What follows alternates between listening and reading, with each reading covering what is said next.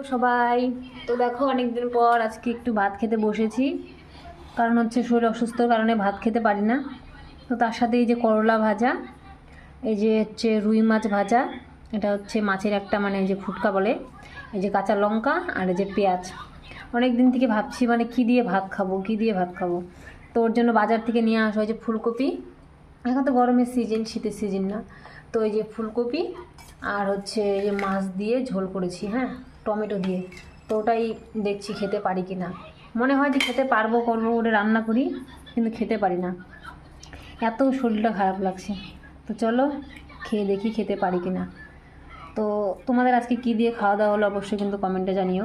আর এত বৃষ্টি হচ্ছে যে বলার কোনো ভাষা নেই। যে চলো খেয়ে নিই। লঙ্কা হলে আমার সব কিছুই ভালো লাগে, তার সাথে পেঁয়াজ। ওয়াও, সত্যি দারুণ দারুণ লাগছে একদম। চলো খেয়ে নিই। আর দেখো লাল লাল করে ঝোল করেছি, খাবো পরে, আগে এগুলো দিয়ে খেয়ে নিই, যদি না খেতে পারি তখন। মাছ তো ওই জন্য। চলো খেয়ে নিই।